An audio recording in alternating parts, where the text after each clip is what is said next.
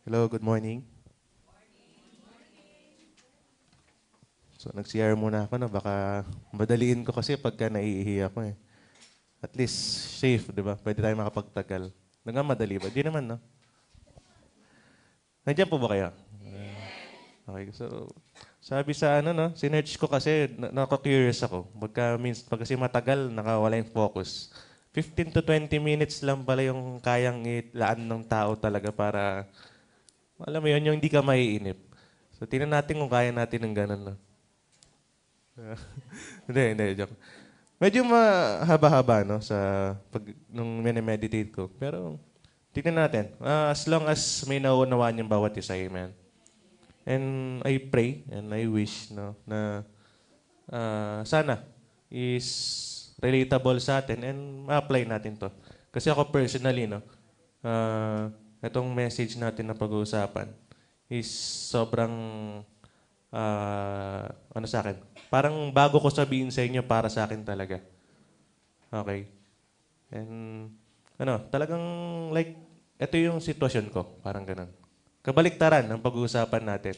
So basically, itong pag-uusapan natin ngayon is ano ba dapat yung magkaroon tayo. So parang ganun, no? At least nagkaka-idea kayo. So bago tayo mag-proceed, matagal ako magsalita, mag-pray muna tayo. Sige, tayo po yung manalangin. Hallelujah, Lord God. Pinupuri ka namin sa umagang ito, Lord. Lumalapit kami sa inyong harapan. Nagpapakupang ba, Lord? Hiningi ang karunungan nagmumula sa inyo upang makapakinig ng inyong mga salita.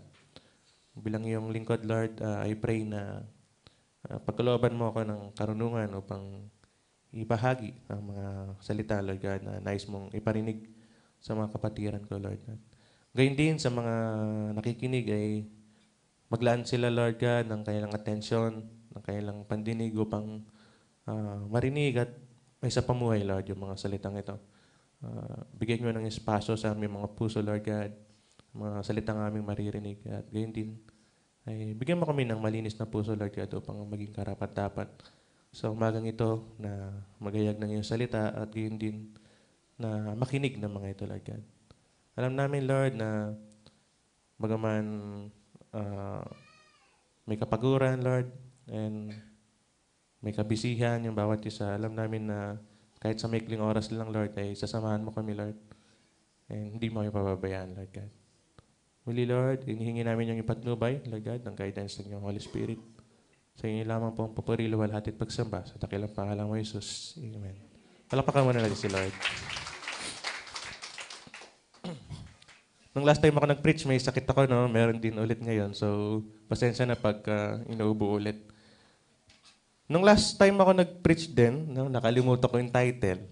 Nakalimutan ko sabihin. Yung about sa promise, di ba? Okay, simulan na natin sa title para magkaroon ng idea. And sa mga nagno-notes, no? Ang title ng message na binigay ni Lord ngayong umaga is pinamagatang Tidy Mind. Familiar ba kayo sa word na yan? Tidy. Sa mga nanay kasi tied lang alam nila eh. Di ba? Kami surf yata kami or champion. Sa mga gumagamit ng tied, tidy. T-I-D-Y. So kung titingnan natin ang meaning ng tidy, no?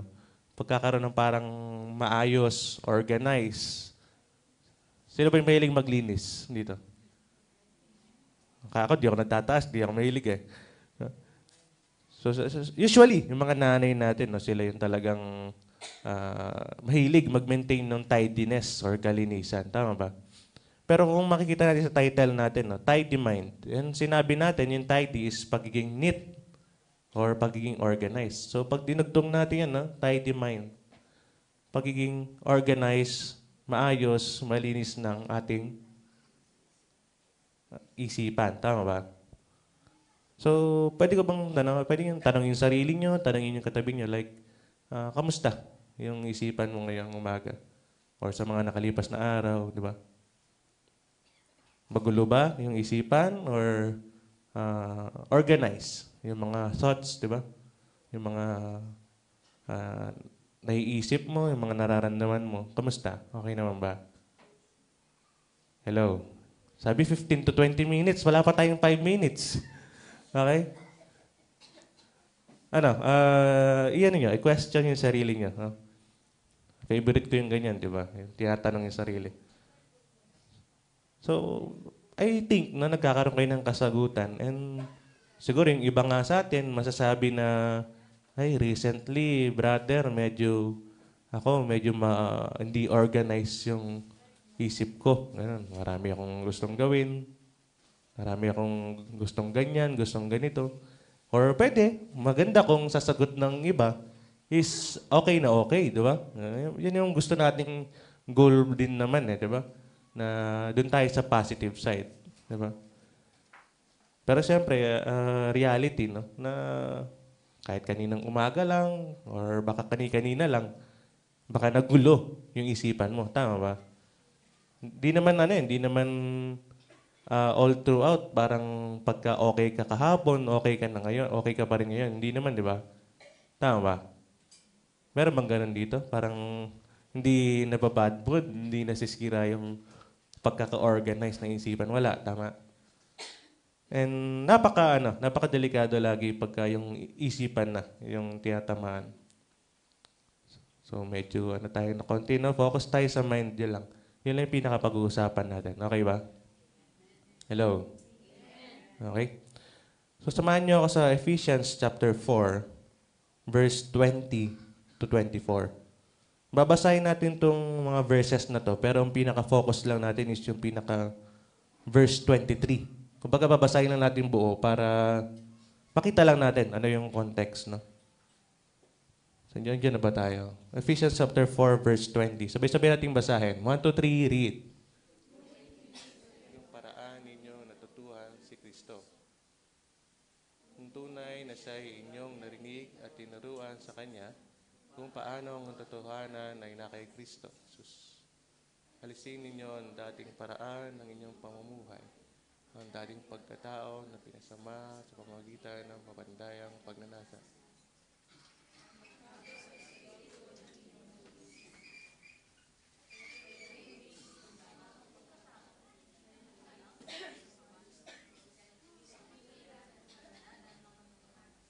Amen.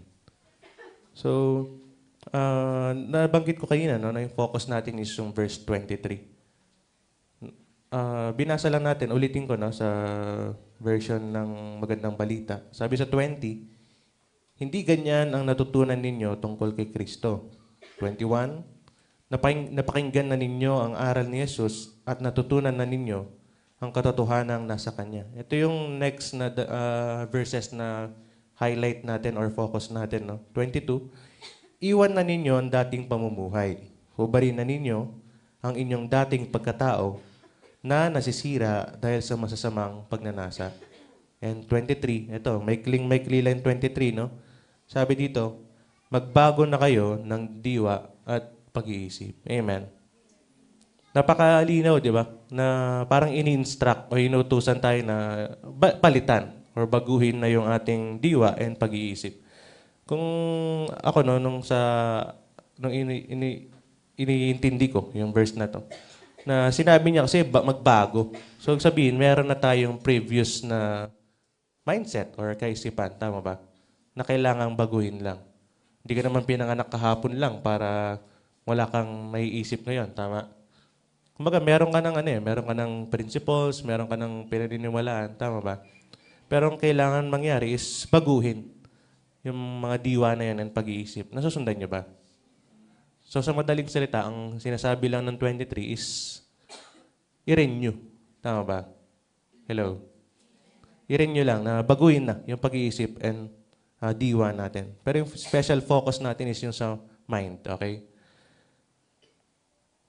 So kayo na, no? Pinakamusta ko kayo kung kamusta yung isipan nyo or kamusta yung thoughts, emotions. Kasi magkakadugtong lang yan, di ba? Sabi nga dito, no, the brain is a complex organ that controls thought. So, yung mga isipan natin. Kaya kayo na ko pa yung na-highlight, di ba? Yung mga thought. Diyan nagsisimula yung overthinking, di ba? Or pag-aalala. Tama ba? Sa mga, sa ating utak, kumbaga. Isipin nyo, nandito lang siya, like, parang ganun lang. Nakakita na kayo ng utak? Nakita na ba kayo? Sa mga drawing, di ba? Sa mga picture. Baka akala nyo, pipilosopuin ko kayo. Tinatanong ko lang. Defensive sila. Nakita na kayo, yung drawing, di ba? Yung maraming ganon-ganon. Yung maraming kulubot-kulubot. Simple lang tignan, pero napakalaki ng role sa buhay natin, no? And sabi nga, naapektuhan din nito yung memory natin, di ba? Yung pagka may hindi ka makalimutang memory na nakakadumi sa isipan mo. Or ganun din, no? Yung emotions, sabi nga, na yung brain din, yung responsible dyan. Even touch. Imagine mo yun, yung kamay, yung ginagamit mo para makahawak. Pero yung brain, siya yung nagsasabi kung ano yung feeling kapag ginawa kami isang bagay, di ba? Na, halimbawa ako, pamilagnat, ganun yung mainit. Yung brain yung nagsasabi kung ano yung nafe-feel nung humahawak o yung nahawakan mo. And ganun din, no, sa motor skills, sa paggalaw natin, even sa mga senses, paningin, pandinig, di ba? Napakaraming trabaho ng ating isipan. And madalas napapagod pa mo yan, di ba? Na kakaisip. Kung tama yung pagkakalala ko, no, around 12,000 to 16,000 daw yung thoughts na iniisip ng tao araw-araw. Yung iba doon, majority doon, wala namang kinalaman sa ginagawa mong activity or mga kinabibisihan mo. Alam niyo ba yung thoughts? Yung parang minsan lang, may naiisip ka bigla, umiikot lang yung utak mo kahit wala kang parang iniisip talaga. Di ba? Imagine 12,000 to 16,000 thoughts. So, ganun ka-busy yung utak araw-araw. Di ba? Kaya dumadating talaga sa point na dumadaming information sa utak natin, dami nating naririnig, ang dami nating nakikita, napupuno. Di ba? Kaya ngayong mga cellphone ng mga ibang may edad, hindi nila alam i-clean. Kaya pagbukas mo, di ba, bagal. Parang hintay ka mo ng 5 seconds bago mo maganon. Tapos naglalag pa yung animation, di ba? Hindi relate yung iba kasi medyo bata-bata pa sila. Lalo na yung mga nasa likod, medyo, mateki pa sila eh. So, ganun din, no? Yung brain, responsible siya basically sa pagre-regulate ng katawan. Pag sinabing regulate, kailangan may stable lang, tama? Na regular or stable, sabi nga natin. Kaso, may mga activities tayo, no? Or may mga experiences tayo, encounters, araw-araw na possibly or factor para mawala sa balance yung isipan. So, halimbawa, nakalagay dito, no? Ito, isa sa common, nabanggit na rin natin, na yung paggamit ng smartphone. Okay? Nasabi dito na nakakadagdag daw siya ng anxiety, depression, and stress. So ako, nung nabasa ko, I agree. Diba? Kasi, halimbawa, anxiety. Sino nakakakita ng balitang lindol? Nakikita niyo ba? Kailan ba yung latest na may lindol? Kayo ng umaga ba meron? Kagabi. And within this week, ilang provinces, tama? Lokso-lokso pa mo, di ba? Una, bandang Visayas, Nagmindanao. Tapos kahapon lang, merong Luzon. So, si ate ko nga, sabi ng nanay ko kagabi, 3 buhos lang daw siya naligo. Kasi kinakabahan siya na baka naliligo siya, lumindol. Di ba? Kaya ako yung next maliligo, medyo napaisip din ako eh. Medyo binilisan ko rin konti. Pero malapit lang naman yung exit namin. Tsaka medyo advance kasi mag-isip yung gumawa ng bahay namin. Yung mga poste po niya pang building, hanggang pang 4th floor. Kaya kahit nung lumindol na dati, parang gumanon lang yung bahay namin eh. Di ba? So, yun, isang, no, na nagkakos nga ng anxiety or pwedeng takot or pag-aalala yung paggamit ng phone dahil sa nakikita natin. Tama ba?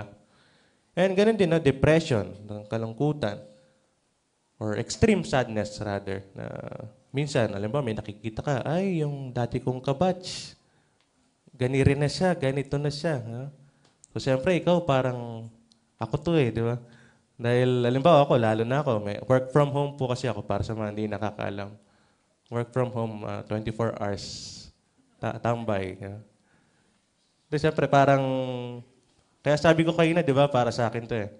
Na ano ko, parang, siyempre, madadown ka, parang wala kang ginagawa sa buhay. Kaya kapag ka naghahatid sundo, kahit nagreklamo ako, medyo gusto ko na lang eh. Parang, may ganito pala dito. Ganito pala sa Pampanga. Diba? And ganun din, nagkakos ng stress. Of course, nag-aalala ka, anxious ka, malungkot ka, na-stress ka, tama. And yung tatlong bagay na yun, lagi natin naririnig. Pero malamang at sa malamang, nararanasan nyo rin at nararamdaman. Tama ba? Sino bang hindi na anxious dito? Meron ba? Turuan nyo kami pagka merong hindi na anxious. And meron din bang hindi na de-depressed dito? O hindi nalulungkot? Hindi nakakaranas ng lungkot? Wala, tama. Kaya kung ako sa inyo, makinig kayo, no? Para malaman natin yung importance kung bakit kailangan natin ng organized na kaisipan. Amen ba? Okay, nagsisimula pa lang tayo, no? And ganun din, no? Yung smartphone. Focus pa rin tayo dito. Na, alam niyo yung, sabi ko nga, no, work from home ako. Usually, kagising ko, halos tanghali na ako babangon kasi wala naman akong kabibisihan. And ang ginagawa ko lang is nag-scroll. Sino yung ganun din dito? Sa mga kabataan, palagi ko, common to eh. Lalo na pag walang pasok to. Sa mga nagtatrabaho, gusto man nilang gawin, hindi nila magagawa eh, kasi kailangan nilang bumangon. Pero, yun no, yung tinatawag na doom scrolling. Familiar ba kayo doon sa mga kabataan? Familiar kayo? Yung ilang oras ka nag-scroll na kahit na hindi mo naman naintindihan yung pinapanood mo, kahit di naman, alam mo yan, parang nasanay lang yung kamay mo na gumaganon. Tapos naka-wifi ka pa, di ba? Hindi ka maubusan data. Talagang hindi ka mabibitawan ng cellphone mo. And mukha lang siyang, mukha lang siyang libangan or ano. Pero unti-unti, na alam niyo yung parang nafe-feel niyo, yung mata niyo parang mainit. Tapos yung parang fog, yung isipan. Alam niyo yung fog na isipan?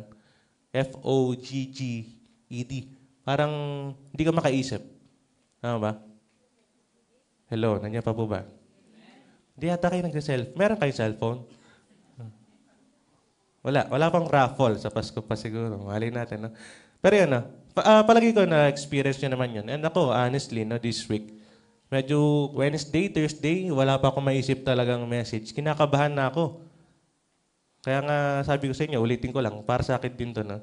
Itong message talaga. Dahil nga, ako yung una sa, naka-experience din nung kabaliktaran ng message natin, no? Na ako yung naging anxious, ako yung naging depressed ng konti, and ako yung naging stressed din. Diba? Buti na lang, wala sa lahi namin yung kalbo. Kasi pagka naliligo ako, nakikita ko may nalalagas eh. Pero mabilis napapalitan. Okay? So, buti na lang. And balik tayo sa usapang cellphone, no, na yun nga, nagkakaroon ng fog na isipan. Hindi ako makaisip ng message kahit na nakaupo ako sa harap ng laptop and sinusubukan ko magbasa-basa ng Bible. Walang pumapasok. Anong pag-uusapan ba namin about faith? Pag-uusapan ba namin about huwag kang matakot, huwag kang ganyan, huwag kang ganito. Diba? And walang pumapasok talaga. Muntik na ako magpasab eh. Dahil nga ayoko namang tumayo ng hindi ko talaga, alam mo yung nagsulat ka lang pero hindi mo parang na-apply talaga or parang hindi mo na-feel na galing kay Lord yung message. Ngayong umaga hanggang ngayon, kinakabahan pa ako eh. Parang kahit sabihin mong regular nyo ako nakikita dito every second week of the month. And mali nyo, sa 4th week, may regular na din. No? Amen? So, medyo kukonting exposure ni Pastor. Going back, na yun nga, mahirap pagka fog yung isipan natin. Pinipilit mong mag-isip eh. Kaso parang ang hirap i-compile, no? Ayusin ng mga thoughts mo. Sabi nga, di ba, dahil yung brain yung responsible. Eh kung yung utak mo or isipan mo is pagod, paano ka pa makapag-isip? Di ba? Paano ka pa makakapag-produce ng message? For example, kung ikaw yung mag-exhort, kung ikaw yung mag-preach, kung ikaw yung mag-share, etc. Amen ba? Kaya nakikita nyo, doon pa lang sa intro natin na kailangan talaga yung isang utak natin is, alam nyo, yung ialagaan natin, i-organize. Diba? Gusto ko pag sinabing organize, kasi dahil ito naman yung topic natin, no, pagkakaroon ng tidy mind.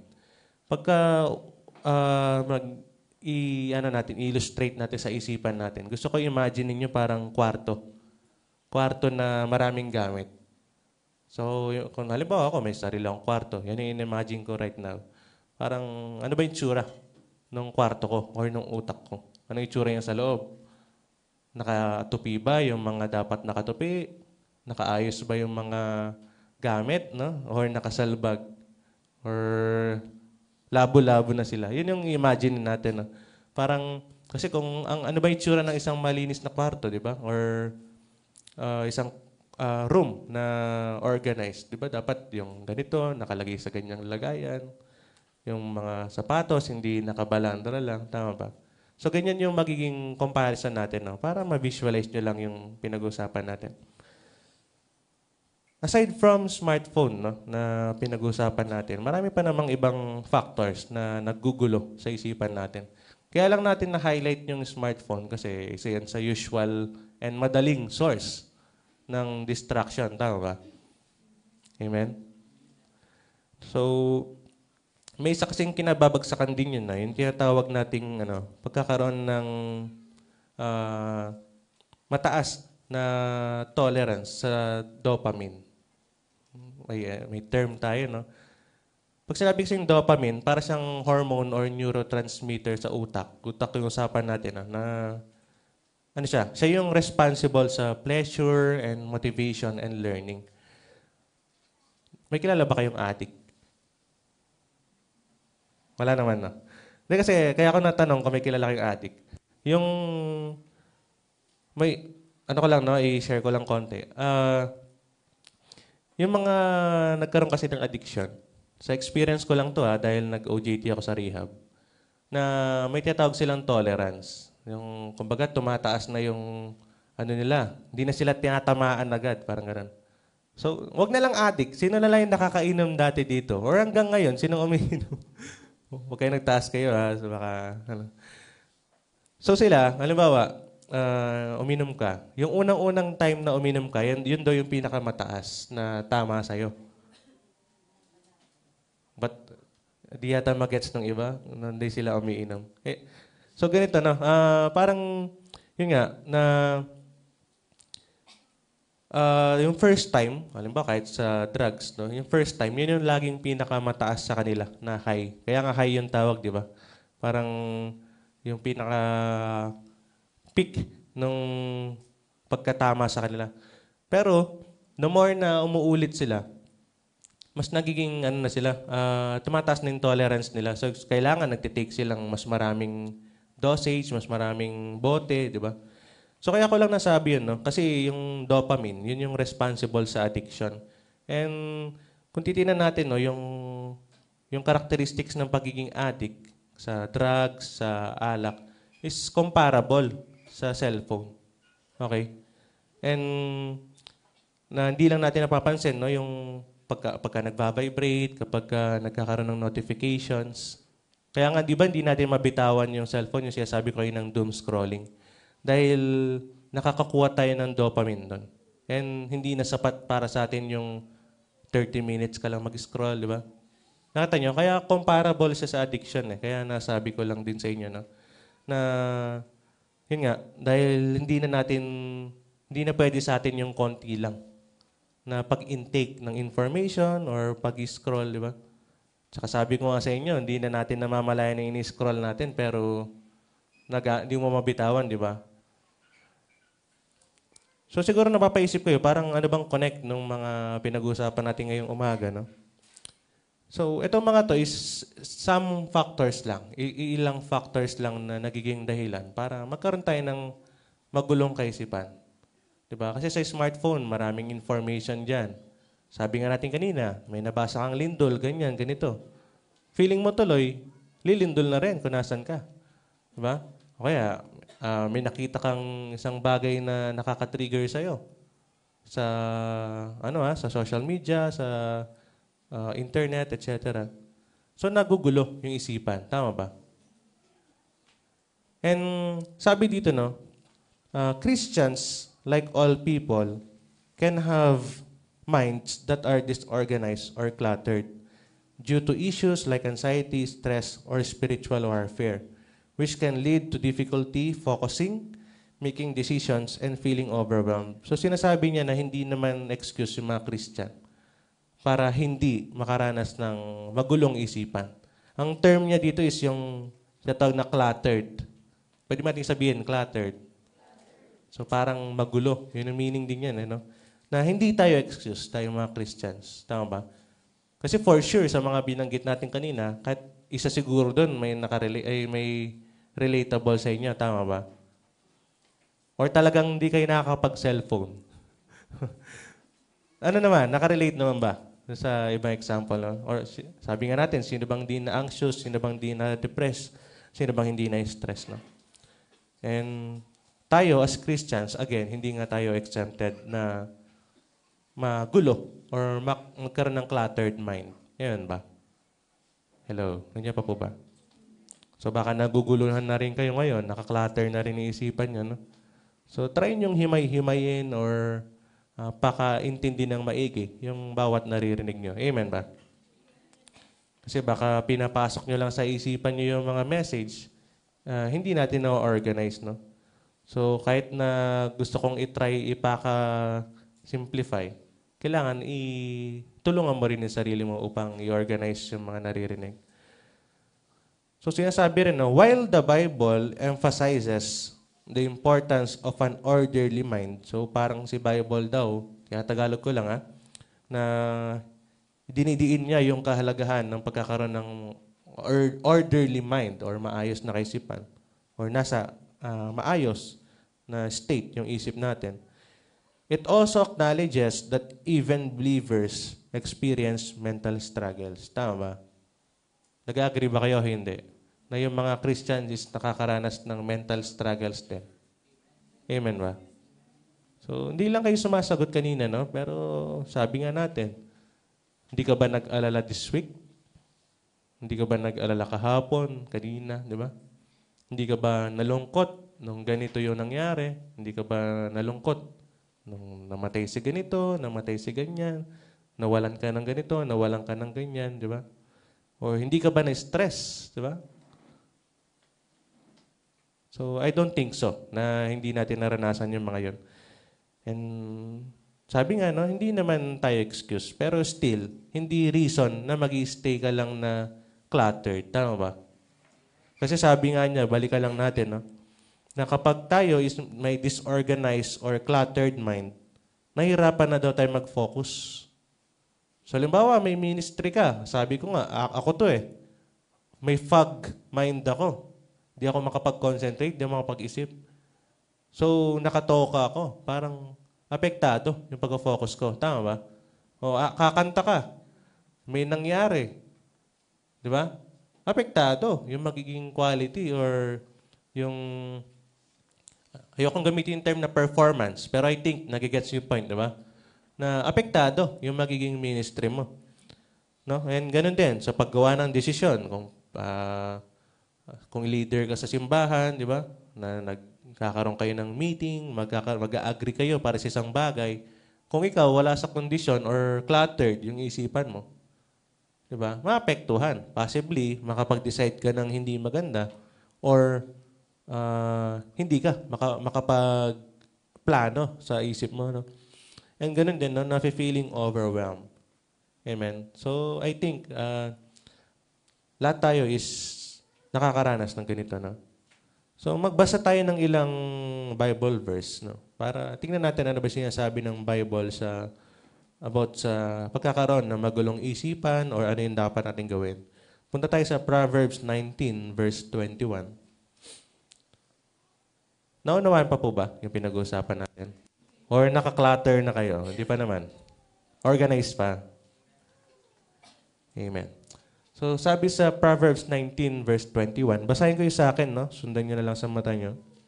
Ang sabi dito, ang isang tao'y maraming iniisip, maraming binabalak, ngunit ang kalooban din ni Yahweh ang siyang mananaig. Amen?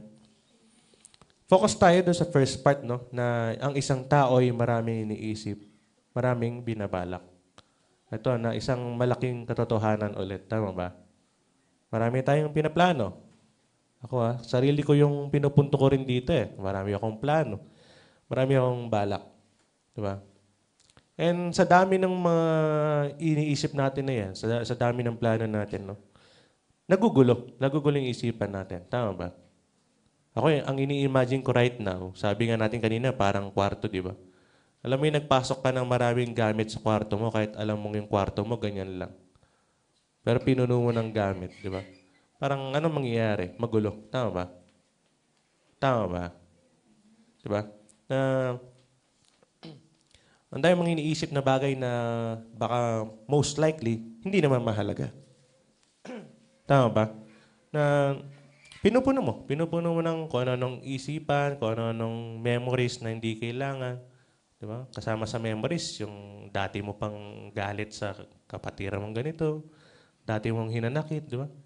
Na hindi mo nile-let go, nakakagulo lang ng isipan mo, di ba? Halimbawa, na-involve si kapatirang ganyan. Ayaw mo na tuloy, di ba? So, nagulo yung isipan mo. Dapat ang focus nyo is para sa kalalago ng bawat isa. Example lang to ha, kaya medyo magulo yung example ko. Baka isipin nyo, sino kaya? Wala po. Nag-iisip lang ako ng senaryo. Na, yun nga, dahil meron kang memory or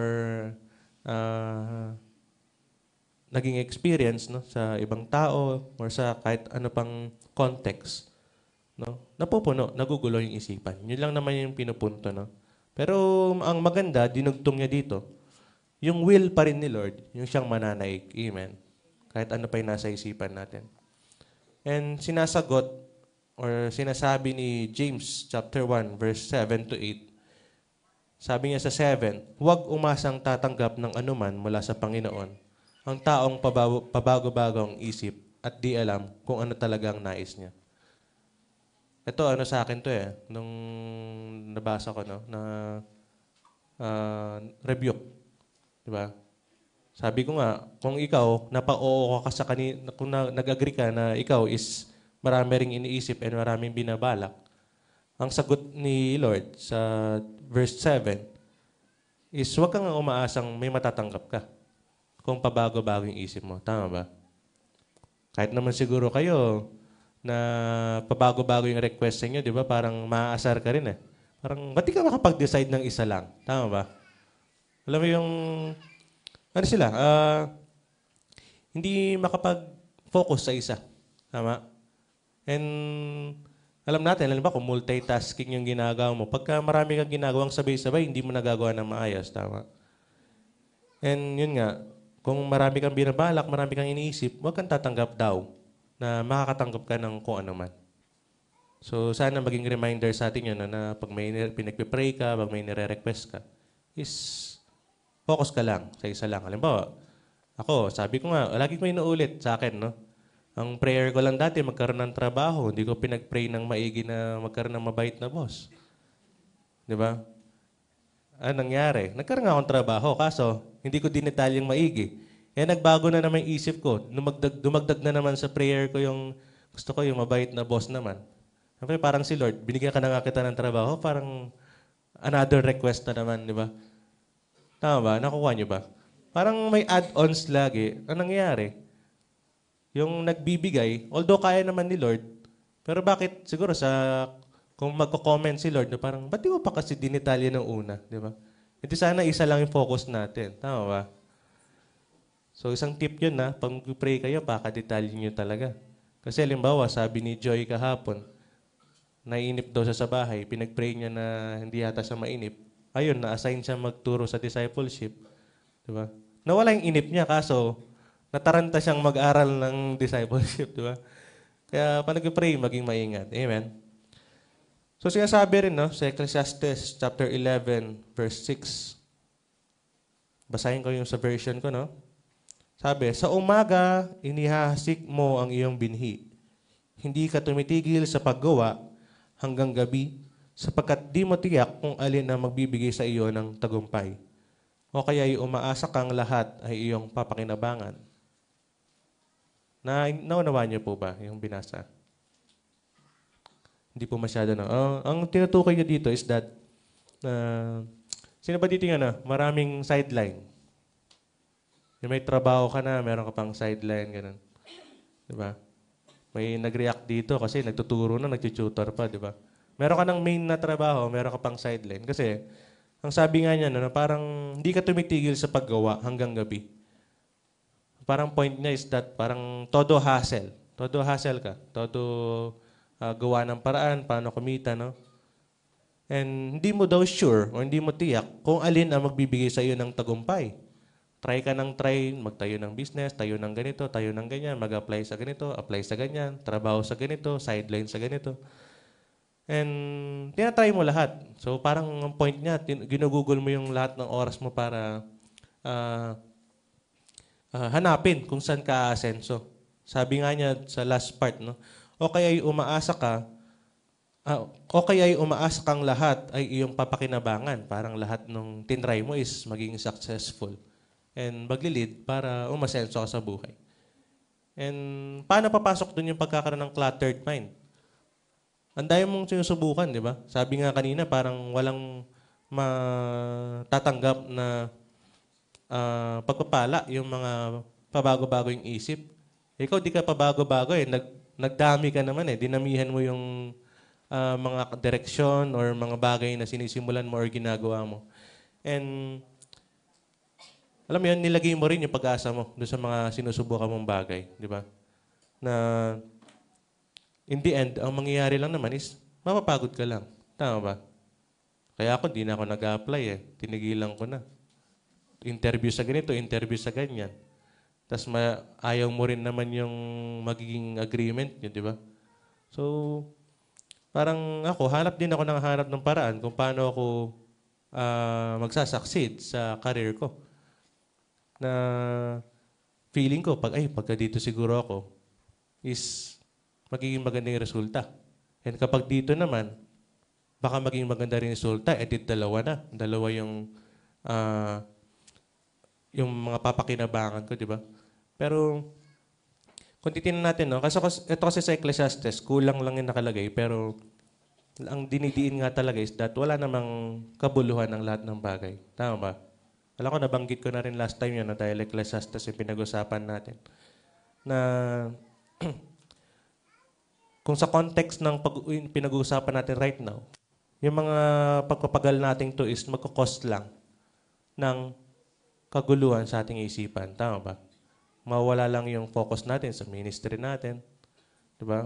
Mawawalan ka lang ng oras sa mga dapat mong gawain para sa Diyos. Tama ba?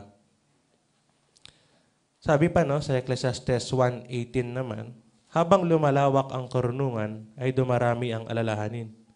At habang dumarami ang nalalaman, lalong tumitindi ang kapigatian. So, sa madaling salita, the more we know, mas marami tayong nalalaman, mas marami tayong inaalala. Tama ba? Ako, noong bata-bata ako, hindi ko masyadong feel yung importance ng pera. Tsaka yung pag-struggle sa buhay. Pero nung mas dumami na yung nalaman ko na, sabi nga nila, ganito yung real life. Mas naano ka, parang wala nang space tuloy yung pagkasaya. Diba? Adulthood is hard, sabi. Tama ba? Yung mga adults, agree ba kayo? Na mahirap yung pagiging adult, diba? Na parang ano nang gagawin mo sa buhay mo, tama? Parang gano'n eh. Existential crisis. Tama ba? I think na-experience nyo rin yan, no? Na yun nga, dumarami yung nalalaman mo eh. Parang mas nagiging aware ka. Parang naging aware tayo na may heaven and hell. So mas nagkaroon ka tuloy ng na mapupunta ba ako sa langit o hindi. Diba? Namumulat ka. So the more na mas marami kang nalalaman, mas marami kang alalahanin. Or magiging, ayokong gamitin yung term na problema, pero I think nakukuha nyo rin yung ibig sabihin. Tama ba? Dumarami yung nasa isipan mo. Nagugulo lalo. Doon pa rin tayo babalik. Na yung mga pagpapagal natin, yung mga alalahanin, and yung mga pagdadalawang isip, nagkakos ng cluttered mind. Amen ba? Yun pa rin yung pinakagusto nating tumbukin sa mga verses na to. Na sinasabi niya na kapag ito yung nangyayari or ginagawa mo, magkakos ng kaguluhan sa isip. Tama ba?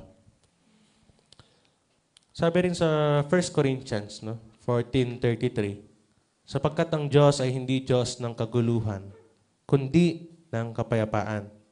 gaya ng dapat mangyari sa lahat ng iglesia ng mga hinirang ng Diyos. Kahit na kung marinig natin yung mga verses natin kanina na medyo may pagka-negative sila. Pero itong 1 Corinthians 14:33, reminder siya na yung Diyos natin is God of peace. Amen ba? Amen ba? Na si Lord is God of peace. Na ang dinugtong pa yan, no? Gaya ng dapat mangyari sa lahat ng iglesia ng mga hinirang ng Diyos. So kung yung Lord mo is God of peace, dapat meron kang peace. And kapag may peace ka, meron kang organized na isipan. Tama ba? Kasi hindi mo masasabing merong hindi mo masasabing clear or organized yung isipan mo kung walang kapayapaan. May nakita ka na bang payapa pero sumisigaw-sigaw or chaotic yung kilos, di ba? Or yung balik tayo sa kwarto na usapan. May nakita ka na bang malinis pero malikabok yung lupa o yung sahig, di ba? O kaya yung kumot niya, nakaganon lang. Kung paano siya bumangon, ganon lang naka-stay. Masasabi mo bang organized yan? Hindi, di ba? Hindi siya mukhang peaceful. So, reminder lang to sa atin, no, na sinasabi nga na since our God is a God of peace, so we should live with peace. And if we have peace, we have a clear and organized mind. Tama ba? Amen. So punta tayo sa mismong pag-uusapan natin. No? Introduction pa lang po yun na medyo mahaba-haba. So bago tayo mag-proceed, naunawaan niyo po ba? No? Isa lang naman yung gustong sabihin, di ba? Na kailangan magkaroon ng maayos and malinis na kaisipan. So ito yung tanong. Napag-usapan na nga na rin natin, no, na yun nga yung message natin, magkaroon ng tidy mind. So sabi, bakit kailangan magkaroon ng tidy mind? May iba na tayo na pag-usapan kayo na, no, mga iilan. Hindi lang natin masyadong finokus. Pero nabanggit na yung iba. Sabi niya, no, we need a tidy mind because, number one, to discern the will of God. Okay? Pwede ba tayo sabihin, to discern the will of God? Last Sunday lang, tama, pinag-usapan natin yung about will din. No? Hindi naman natin focus yung will talaga. Pero ang ano natin is yung term din na discern. Paano natin ma-perceive or maririnig or ma-acknowledge or malalaman na ito yung will ni Lord. No? So sabi sa Tagalog, no, kapag daw meron tayong maayos or malinis na kaisipan, madi-discern natin or maririnig natin, ma-perceive natin yung will ni Lord. Kasi yung last Sunday, usapan natin, submit to God's will, di ba? Na magpasailalim tayo sa kalooban ng Lord. Ngayon naman, para mas maging successful tayo sa pagsasubmit kay Lord or sa kanyang will, kailangan maayos yung isipan natin. Di ba? Halimbawa, sabi nga natin kanina sa mga binasa sa Ecclesiastes, no? Marami tayong plano, marami tayong balakin. Kung marami kang plano and balakin, palagay mo ba meron pang room yung will ni Lord sa isipan mo? Di ba? Palagay niyo po, meron pa. Wala na, di ba? Parang, example lang natin ulit, yung cellphone din na, di ba? Halimbawa, picture ka ng picture. Handayan mong picture sa cellphone mo. Eh, yung naka-iPhone ka, kaso mababa lang yung gigabyte. Di ba? Wala ka ng cloud storage. So, nangyari, pagka pinuno mo ng pictures yan, pinuno mo ng information, etc., di ba nagiging full storage? And wala ng space para sa karagdagan pa. Tama? Pero kung aalisin mo yung mga unnecessary na laman ng isipan mo, di ba? Mas magkakaroon ng space para sa will ni Lord. Tama ba? So, sabi nga sa Romans 12:2, no? Sabi dito, huwag kayong makiayon sa takbo ng mundong ito. Sa halip, hayaan ninyong baguhin ng Diyos ang inyong pag-iisip upang maunawaan ninyo ang kanyang kalooban. Yung first part lang po yung binasa ko, no? Na dinidiin niya, sinasabi niya, ulitin ko, no? Hayaan ninyong baguhin ng Diyos ang inyong pag-iisip. Di ba? Magkakaroon ng renewal of mind. Tama ba? And sa pagkakaroon ng renewal of mind, sa pagbabago ng ating isip, is maunawaan natin kung ano yung kalooban ni Lord. Amen ba? Kung babasahin nyo man sa version na to, no, sa Magandang Balita, ganun na ganun yung pagkakasabi niya. Ulitin ko lang. Sa halip, hayaan ninyong baguhin ng Diyos ang inyong pag-iisip. Di ba? Ang linaw ng pagkakasabi niya na hayaan natin si Lord yung magbago ng isip natin. Tama ba? Upang maunawaan ninyo kung ano ang kanyang kalooban. So magkadugtong. The moment na hinayaan natin si Lord is siya yung magbago ng ating isip. Pag sinabing pagbabago, kasama na dito yung pag-aayos ng isipan natin, di ba? Tama ba? Pag pinabago natin kay Lord yan, siyempre di naman natin ipapabago na mas papaguluhin natin. Tama ba? Hello? Di ba? Sino ba yung gusto magpabago ng isipan tas lalong gugulo? And kay Lord ka magpapaayos ng isipan mo, palagay mo ba bibigyan kanya ng mas magulong isipan? Hindi, di ba? So the moment na hinayaan natin si Lord na baguhin yung ating isipan, no, na doon natin mas maunawaan kung ano ba yung kanyang mga will. Amen ba? Kasi mas magkakaroon ng space, di ba? Sabi dito, no, if our mind is organized, we'll be able to hear God clearer. And there will be more room for His purpose, His words, and His plan. Amen ba? Bigyan natin ng space sa ating isipan yung kung ano ba yung will ni Lord. Amen ba? Yun lang namin gustong sabihin ng first pointer natin na tanggalin mo yung mga unnecessary things, di ba? Since cluttered mind yung pinag-uusapan natin, mag-declutter ka rin. Tama ba? Alam niyo ba yung declutter? Halimbawa, yung kung maglilinis ka ng mga lalagyan ng plato, i-sort mo. Ilagay mo lahat ng plato, pare-parehong size, kung ito, kutsara, di ba? And makikita mo ano yung kailangan mo at hindi na kailangan. Tama ba? Pag di na kailangan, itago, di ba? Tatay ko ganun di ba? Na kahit di na namin kailangan, tatabi pa. Pero sa atin, no? Kung sa usapang mind natin, pag di na kailangan yung isang memory, thought, emotion, tanggalin na natin. Para mas magkaroon ng puwang para sa will ni Lord. Amen ba? Sabi dito, no, na sometimes our mind is too messy for us to clean it alone.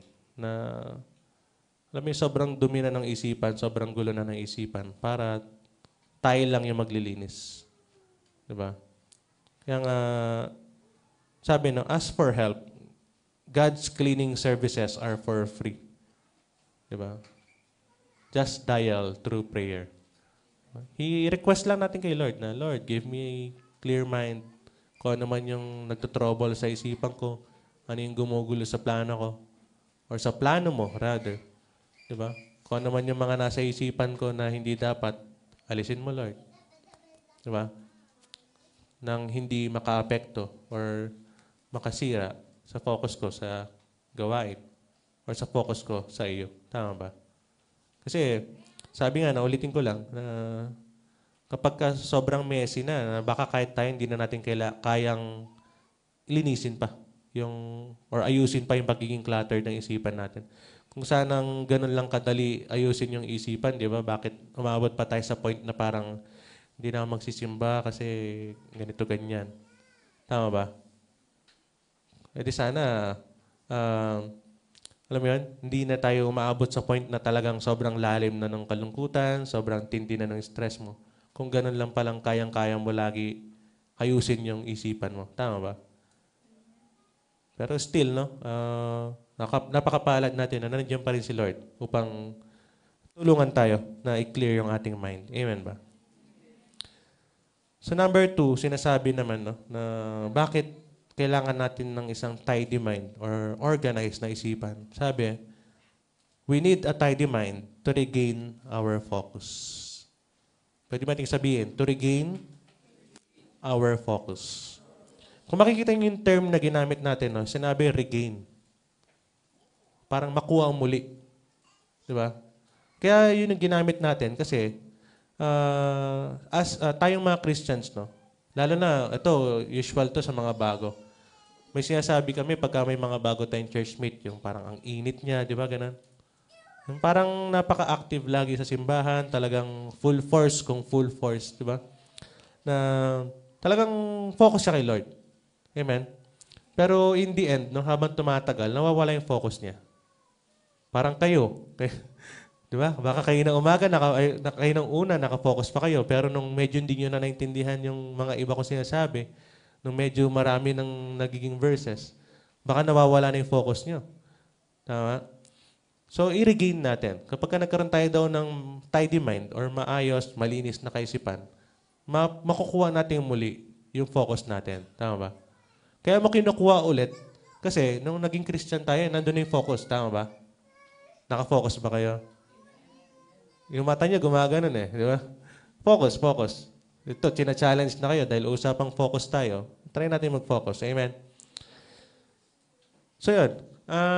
Nung the moment na naging Christian tayo, is yung focus natin, sabi nga natin, no, pagbago ka, mainit na mainit. Tama? Pero habang tumatagal, habang umuulit-ulit na nag-attend ka, nagba-Bible study, kumakanta, tumutugtog, etc., parang nababawasan yung focus. Tama? Lumalayo, unti-unti. Kaya, lalong napapalayo or nawawala yung ating focus kapag nagkakaroon tayo ng cluttered mind, sabi nga. Kaya yung ginamit nating term, no, na kapag nagkaroon tayo ng tidy mind is mareregain or mababawi mong muli yung focus mo. So kung ikaw feeling mo parang medyo na-derail or nawala ka sa track, sa goal mo, sa gawain ito, no? Sana masabi mo sa sarili mo na parang kailangan kong ayusin ulit yung isipan ko para mas makapag-focus ako sa gawain. Tama ba? So sinasabi, no, na may mga, ito sabi dito, na isang possible reason kung bakit tayo nadidistract or nagkakaroon ng cluttered mind is dahil sa tiredness. Pwede ba tig sabihin, tiredness? Diba? Kami, kulang na lang, magdala na kaming damit dito sa church. Halos kahapon, ilang oras kami na nandito, no? Actually, every weekend halos. Siguro dahil may event din tayo mamaya, no? And ayaw man nating sabihin talaga, pero nakakapag-cause ng pagod. Tama ba? And kapag pagod ka, hindi ka na halos parang ayaw mo na lang kumilos, di ba? Parang ipapahinga mo na lang, di ba? And nagkakos din yun ng distraction kasi kapag pagod tayo, hindi na nandun sa optimal performance yung ating isipan. Kumbaga, alam mo yung hindi ka na makapag-isip talaga, makapag-focus, di ba? Sabi ko nga sa inyo, na ako, nung nag-meditate, hindi man ako pagod physically, pero yung stress na na-experience mo sa utak mo, makaka-apekto para mag-focus, tama? Kasi, pagod yung utak. Hindi yung katawan, pero yung utak mo. Kaya, nagkakaroon ka ng cluttered mind tuloy. Mas tumitimbang yung pagod ng katawan kaysa sa kagustuhan ng isip mo na magbasa pa ng Bible, mag-pray pa, di ba?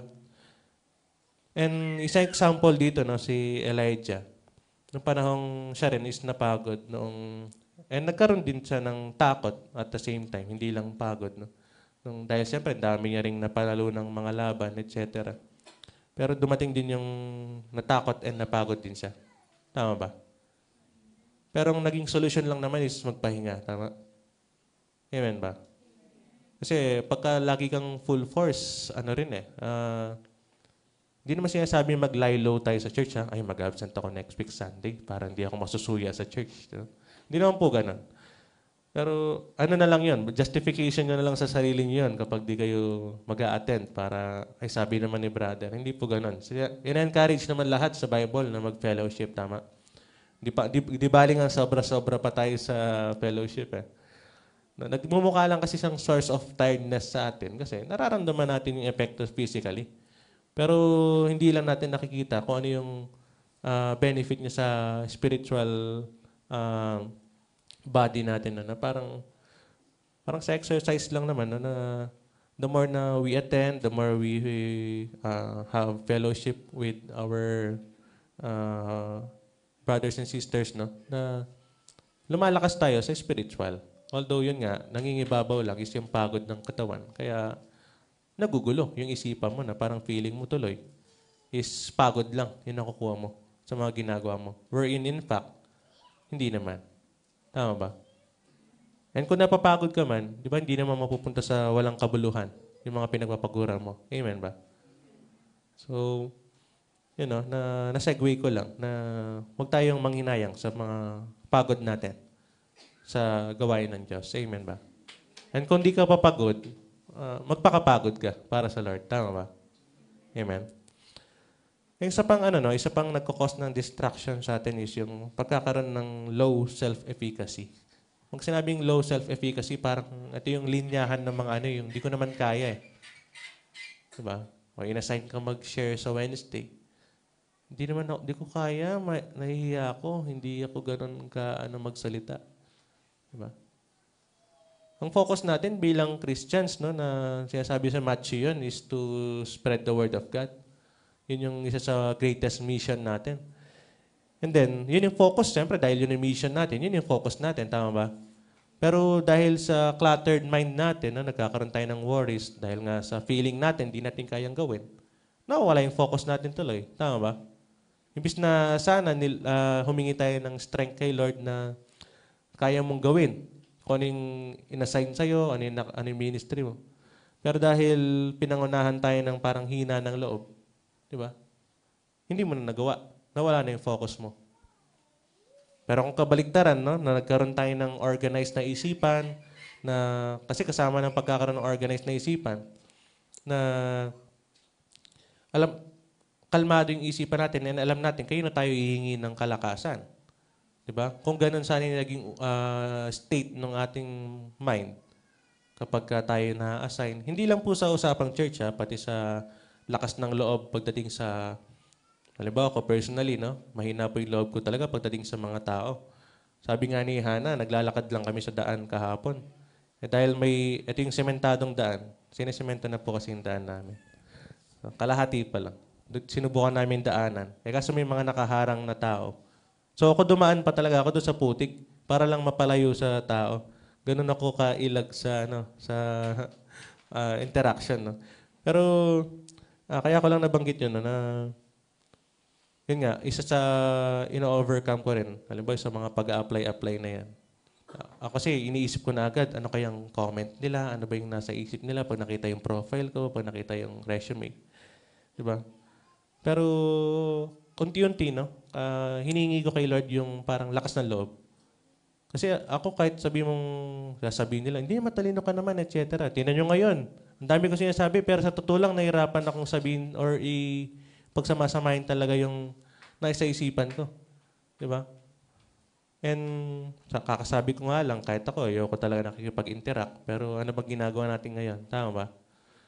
Lagi ko namang sinasabi, no, kay Lord kapag, halimbawa, bago tumayo, na kahit hindi mo na pag-aralan maigi, kahit kabado ka, binanggit nga ni Hana kahapon na kahit bato gagamitin. Bato lang akong sumayaw. Pero masigit naman tayo sa bato, tama ba? Kaya kahit na parang feeling mo hindi mo kaya, basta i-compose mo yung sarili mo na alam mo naman sino yung source of strength mo, sino yung source of knowledge and wisdom, magagawa mo. Amen ba? Palakpakan muna natin si Lord. Isang example pa, no, ng isang Bible character na nagkaroon ng hina ng loob is si Moses, diba? Na tinatawag siya para sa isang tungkulin, pero inaayawan niya, diba? Kasi parang utal lang ako magsalita, diba? Na parang hindi niya kaya. Pero ako, feeling ko lang that moment, gusto naman sumunod ni Moses eh. Gusto naman niya. Kahit naman siguro sa atin, gusto niyo umawit, ayaw lang ng awit sa inyo. Kulang na po kasi yung mic namin. Okay na kami. Gusto niya sumunod. Kaso, yun nga, napapangunahan nung kakulangan niya. Sa pananaw niya, kakulangan niya. Diba?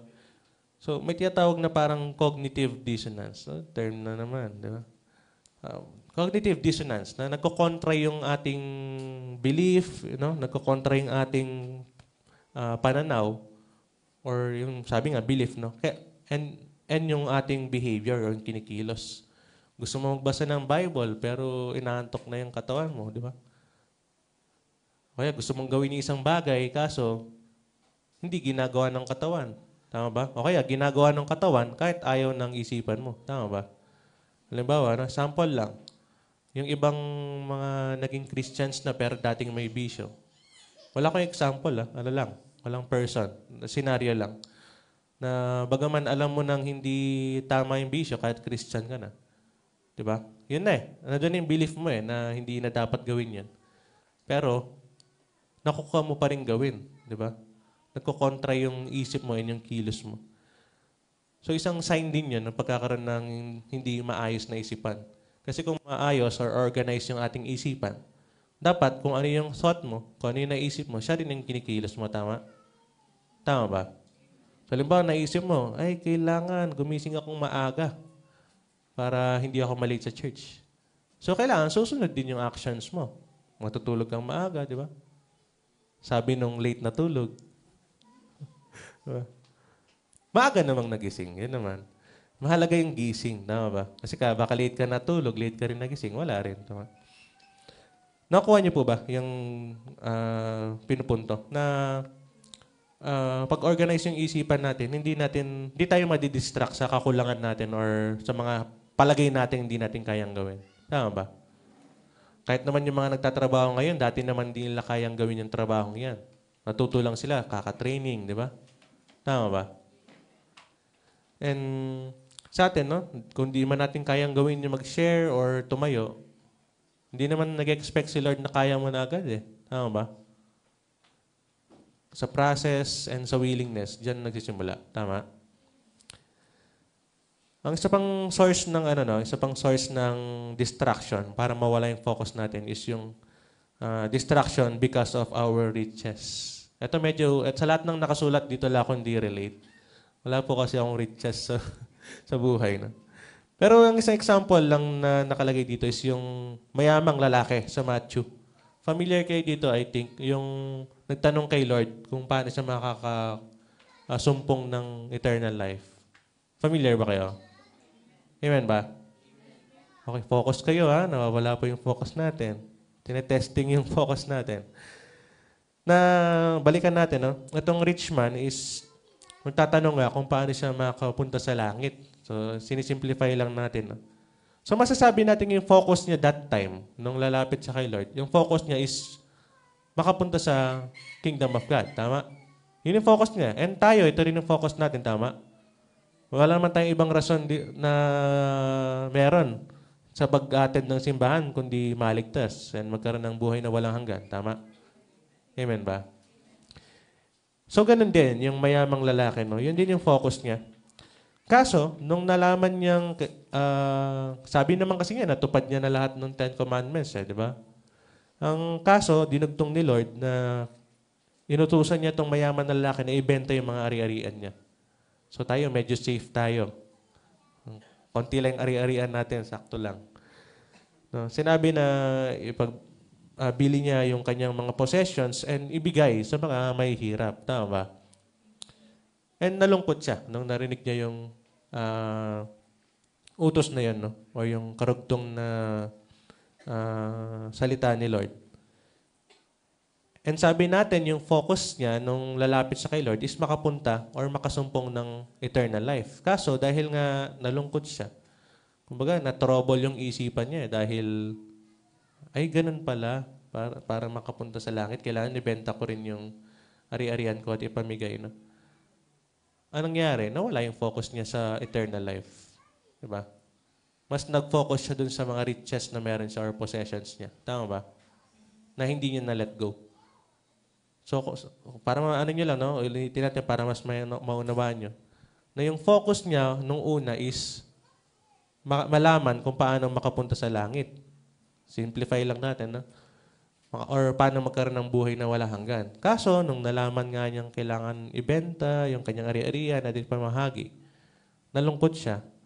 So, nung sa pagkalungkot niyang yun, karugtong na yun, nagkaroon siya ng cluttered mind. Tama ba? Na nagulo na yung kanyang isipan. And nung nagulo na yung isipan niya, nawala na yung focus doon sa pagkakaroon ng buhay na wala hanggan. Tama ba? So, sabi natin tayo, wala naman tayong riches, di ba? Ang pwede nating i-apply is that na Ngayon pa lang na ganito yung estado natin sa buhay, malay nyo, yung katabi nyo maging milyonaryo, di ba? Malay nyo lang. Ambunan nyo agad yung katabi nyo pa nun para hindi tayo mawala sa focus, di ba? Hindi, alimbawa, nagkaroon ka ng achievement sa buhay, umasenso ka, mali lang natin. Ito, nililiteral lang natin. Mali lang natin, no? Tumama ka sa loto. Ganyan. Ba't may nag-amen? May nag-amen. So, parang nire-remind na tayo na dapat hindi pa rin dun mapunta yung focus natin. Naalala ko tuloy yung kwento ng Bibe, yung dating sinishare ng ating kapatiran, yung humingi ng business sa Bibe. Bibe ba yun? Itik. Na nabigay yung business, nung nandun na yung business, nag-focus siya sa business. Diba? Hindi lang po usapang pera, kahit opportunities in life. Halimbawa, sa trabaho rin, no? Humingi ka ng trabaho, nabigyan kang trabaho, pero nawala yung focus mo sa church. Diba? Kaya kung di naman po sa pagmamalaki, no? Kahit wala po akong trabaho, hindi ko, kapag nalaman ko ng 6 days yung trabaho, kahit tanggap ako o hindi pa, ako na yung nagre-reject sa kanila. Kawalan nila ako. Parang ako pa yung mas mapagmataas sa kumpanya. No? Hindi kasi ang mindset ko is that kailangan yung Saturday and Sunday ko is sa church na wala nang kaagaw as much as possible. Kung hindi nila mabigay sa akin yun, sorry, you can't have me. Parang diba? Ako na to. Ano pa bang nun, di ba? Pero, mukha lang siyang joke, pero yun po talaga yung nasa mindset ko. No? And sana kahit kayo, no? Na kahit magtatrabaho na kayo, i-prioritize natin yung para sa Lord. Kahit kung kaya yung 6 days, sige, magtrabaho ko yung 6 days. Ako, preference ko lang din yung 5 days, no? And dahil nga sa music ministry, di ba? So, ayoko yung mapagod naman akong todo. Wala pa nga akong trabaho, nilalagnat na kami lagi. Paano pa pag nagtrabaho pa ako, di ba? Kaya siguro hindi ako binibigyan ni Lord ng trabaho this October hanggat di natatapos yung Youth Fest. Kasi kung may trabaho ako, baka hindi kami nakapag-practice, di ba? Hindi ako nagkakaroon ng oras. Kaya napapaisip nga ako minsan, parang, baka hindi na ako magkatrabaho, sa church na lang ako. No, Pero kung ano yung will ni Lord, amen. Yun naman lagi, kung anong will ni Lord. Siyempre, gusto ko rin mag-tithes. Sabi pa na, we have so many things on our plate. Numerous plans to prosper and become rich that we forget to focus on the giver. Tama ba? Basta tayo nagpo-focus sa mga blessings. Pero nakakalimutan nating mag-focus sa totoong nagbibigay ng blessings, di ba? Di ba natin nare-realize na kapag mas nag-focus ka sa giver, mas marami kang makukuha? Tama ba? So, halimbawa, pagka merong, ano yung tawag kasi sa ganun? Yung tawag sa ganun, yung mga sa government, yung mga politikong nag-aabot ng ayuda. Ayan, ayuda. Pagka mas dikit ka dun sa source ng ayuda, mas marami kang ayuda, di ba? Kaysa dun sa mga ayuda lang na nilalabas, yung mga nasa looban, mas malaking ayuda dyan. No? Kaya mas mag-focus tayo sa giver. Sabi nga, no? Alam natin Matthew 6:33. But seek first the kingdom and His righteousness, and all these things will be given to you as well. Amen. Pag inuna natin si Lord, masinik natin siya. Sa ayaw at sa gusto natin, dudugtong naman yung blessings na yan. Tama? Kasi, wala naman tayong wala namang ibang, possibly makakagawa tayo ng paraan para ma-bless natin yung sarili natin. Pero yan yung mga, di naman magkakos ng kasiyahan sa atin, di ba? And wala namang ibang source of riches din naman aside from the Lord. Tama ba? Pag sinik natin yung kingdom niya is matik na yun. Karugtong na yung mga blessings na yan. Tama ba? Although hindi lang katulad ng blessings na inisip nating may babagsak na isang maletang may lamang milyon-milyon. Sa mga pinikula lang kasi yung ganun yung may nalalaglag sa sakyan, naghahabulan yung action star. Tapos nadampot ng mahirap hanggang nagkainlaban sila, di ba? Sa palabas lang po yun. Kasi kung may nalaglag man maleta, may nakadampot na agad nun, pinambili na. Okay, so yun nga, balik lang tayo. Isik natin yung kingdom muna or si Lord. Tama ba? And matatamo din naman natin yung mga blessings na karugtong nito. Sinasabi rin, no, na para mas makafocus tayo kay Lord, na sabi sa Colossians 3:2, ang mga bagay na panlangit ang isaisip ninyo, hindi ang mga bagay na panlupa. Tama ba? Kaya sana may motor sa langit. Kasi ako, yun yung isa sa focus ko, kaya gusto ko magtrabaho eh. Kaso, ano lang, parang want ko lang siya. Pero right now, segue ko lang yun. Ang kailangan nating maging mindset talaga is mga bagay na panlangit. Lalo na hindi natin alam, anytime soon, baka si Lord is dumating, di ba? Hindi ba mas, yun talaga, yung magandang bagay na makita tayo sa akto. Na yung focus natin is nasa panlangit lang. Tama ba? Kasi ulit-ulitin natin, no, sabi naman sa Ecclesiastes nga, na walang kabuluhan ng lahat ng bagay. Maging doktor ka man, maging abogado ka man, maging milyonaryo ko, or kung ano pang estado mo sa buhay. Wala rin namang ano yan eh. Parang nagkakaroon ka lang ng fame or recognition sa mga tao. Pero sa mata ni Lord, wala namang timbang yan eh. Hindi naman ibig sabihin na isa kang magaling na ganito, magaling na ganyan, is iba yung lugar mo sa langit. Hindi naman, di ba? Kahit nga ng panahon ni Lord, kahit mga mangings na ginagamit. Di ba? So, yung focus natin is ilaan lang natin sa Lord. Amen ba? And try natin magkaroon ng clear mind. Amen? Ganyan pa po ba? Kalahati na tayo. Isang rason pa, no, na nagkakos sa atin upang mawala yung ating focus is yung dahil sa mga worries. Ito, nabanggit natin kanina. And usual nating naririnig lagi, no? Na dahil sa mga alalahanin natin, nawawala yung focus natin. Tama ba? Hello? Mukha kayo nag-aalala. Nawawala yung focus nyo.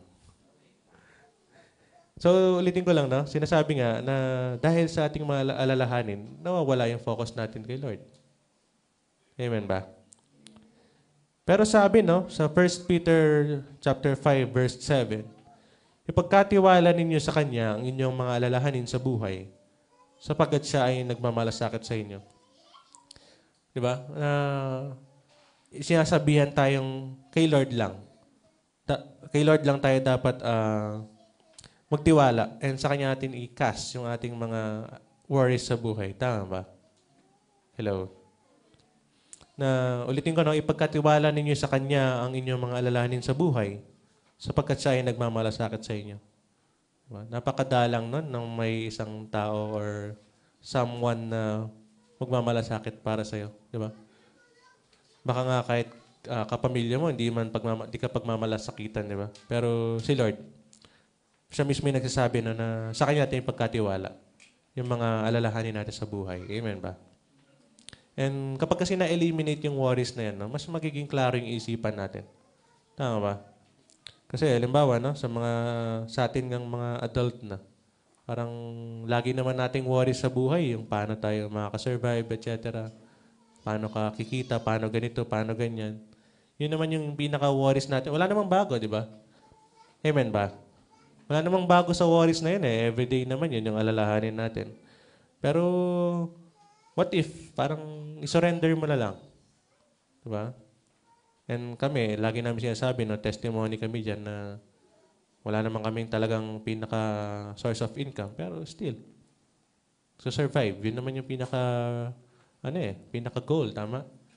Yung pagkakaroon ng sasakyan, ng mga kung ano ng gamit, ano na lang yan eh, luho na lang yan sa buhay, tama? Pero, makikita natin, no, pinagkatiwala lang namin. Or maging yung iba nating kapatiran, no? Pinagkakatiwala lang nila kay Lord kung ano man yung mga alalahanin na yan. And praise God, di naman tayo pinapababayaan. Amen ba? So ako nga, binanggit ko kanina na yung Sabado, Linggo is busy. Ako, personally, pag pinupush ako lagi ng tati ko, mag-abogado ka, mag-ganyan. Lagi yung sinasabi yun eh. Parang mas gusto pa niya mag-abogado kaysa sa akin eh. Kaya nga ako nag-psychology kasi gusto niya eh. So di ko talaga nagawa yung sa akin, no? Dapat engineer na ako, contractor na ako ngayon. Tapos napanood niyo na ako sa Senate hearing. No? At least naranasan ko magka-Ferrari, diba? Naranasan mo yung mga ganun-ganun. Pero siguro, baka kung naging contractor nga ako, baka nakakulong na ako ngayon. Maging, kaya everything works together pa rin naman, di ba? And yun nga, ako personally, may alalahanin din ako. Gusto ko man to pa rin, yung pagiging abogado, ganyan, or mag-board exam, etc. Pero lagi kong iniisip na parang Sabado, Linggo ko nga, reserve na lagi. Parang ano pa yung oras ko? Diba? Inaalala ko yung ano ko rin yung career ko, yung personal ko. Parang ano pang oras ko sa ibang bagay kung puro sa church na lang yung ginagawa ko. Hindi, ayoko siyang isipin, hindi naman ako nagbibintang. Pero like iniisip ko pa rin na parang sa church na lang ba talaga, gano'n. Parang tanong ko kay Lord lagi yun eh. Kasi hindi nyo na itatanong. Usually kasi mga Sabado, Linggo yung mga masteral, mga law school na yan. Usually mga ganun yung schedule nila. No? Eh kung Sabado, Linggo nasa simbahan ka, paano ka mag-aaral, di ba? Parang, siyempre may plano ka rin sa sarili mo. So basically, parang worry din siya sa akin. No? So baka pag di ko agad tinake or is tatanda akong mawawala na ng gana sa mga pag-aaral na ganyan. Pero still, no, na hinayaan ko na lang. Hindi ko na iniisip, hindi ko na poproblemahin. Di pag naabot mo. Pag hindi, hindi. Tama? Ang mahalaga, sana mapunta tayo sa langit. Yun na lang yung pinaka-goal. Ano yung abogado ka dito or doktor ka, naiwan ka naman, di ba? Ay, tigamutin mo yung mga naiwan din. Pagtanggol mo yung mga, yung mga naiwan din. Tama? Wala naman wala ka namang, again, sabi nga ni Ecclesiastes, favorite book natin ngayon, ako pala. Na wala namang kabuluhan ng lahat. Doon tayo babalik eh. Ang may kabuluhan lang is si Lord. Yan ba? Yan yung kanyang kaharian. Amen? Palakpakan natin ulit si Lord. Pangatlo. Okay, pangalawa pala yung kanina. No? Pangatlo, medyo may clean na lang itong mga next natin. Na isang rason pa kung bakit kailangan natin ng isang tidy mind or maayos na kaisipan is paano makapag-function tayo ng maigi. Karugtong lang to ng focus eh. Pag wala yung focus mo, hindi ka makapag-function din ng maigi, di ba? Kasi kung magulo yung isipan mo, paano mo magagawa yung isang katungkulan mo or yung bahagi mo, lalo na kung usapang simbahan, paano mo magagampanan yung tungkulan mo sa simbahan kung distracted ka or magulo yung isipan mo? Tama ba? So sabi nga natin kanina, no, hindi lang ako magbabanggit ng pangalan, pero kahapon na yung mga kapatiran tayo, kahit sila, is may mga karanasan or na-experience na testings and trials sa buhay. Di ba? So kung ikaw, aawit ka, mag-preach ka, or mananalangin ka, tapos sabi nga natin, may naranasan ka, hindi pa parang hirap gampanan nung tungkulin mo. Tama ba? Halimbawa ngayon, paano ko kayo sasabihan ng kailangan, huwag tayong matakot. Eh kung ako mismo pala, nag-aalala na ako kung ano yung mangyayari sa future ko, etc. Di ba? So, praise God, no? Na nakatayo ako sa harapan nyo. So, I suppose, or masasabi ko na nai-apply ko sa buhay ko yung message na pinag-aaral natin ngayon, no? Na magkaroon ng maayos na kaisipan. Tama ba? Na sabi pa dito, no? Na yung pagkakaroon ng untidy, or kabaliktaran ng tidy to, ang pagkakaroon ng untidy, ang pagkakaroon ng untidy mind means unready tayo or hindi tayo handa.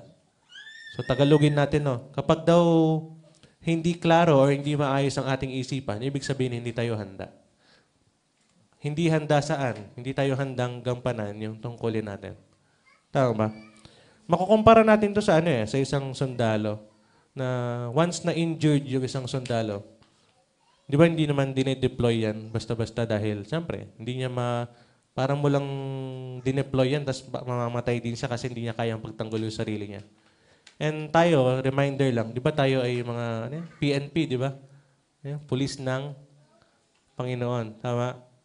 And kung ikaw is isang pulis, ano ba yung mga duties niyan? Di ba? And isang term pa natin, sige, yung warrior.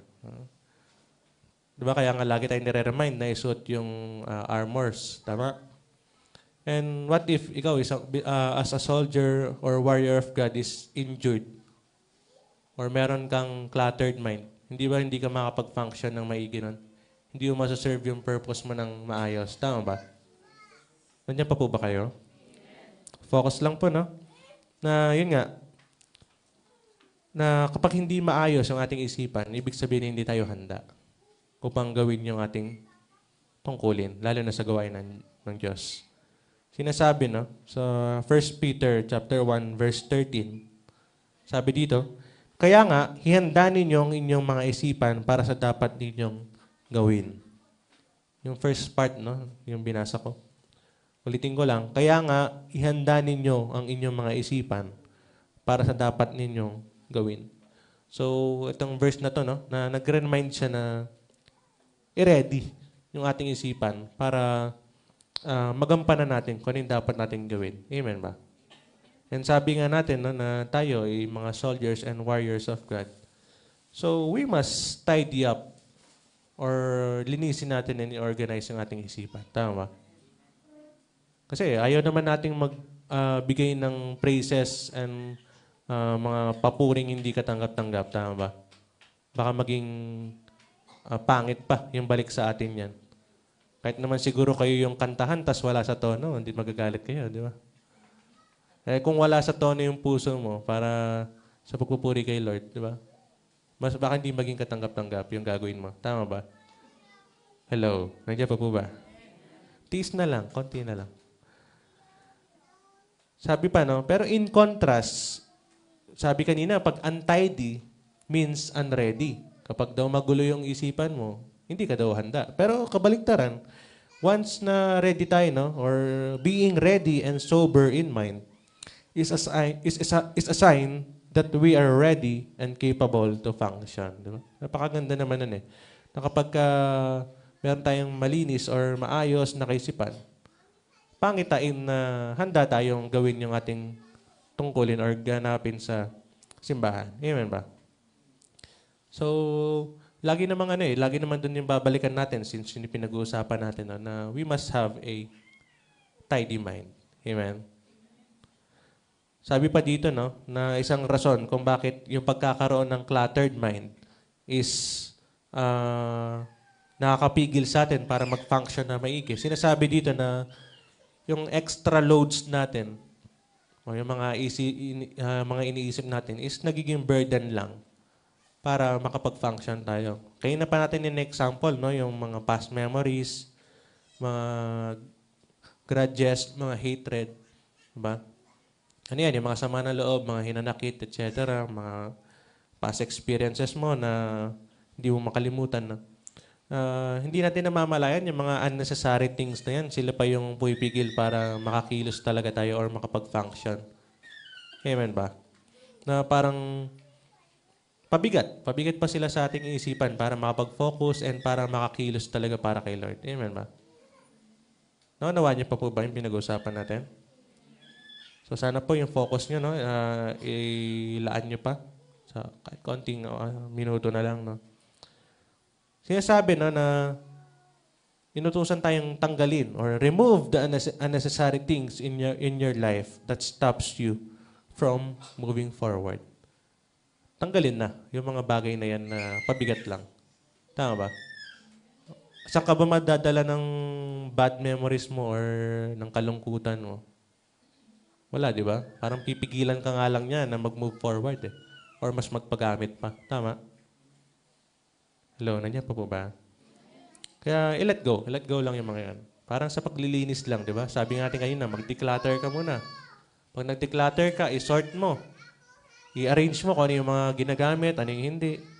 And kapag ka nakita mo na ano yung mga dapat tanggalin, tanggalin na sila. Tama ba?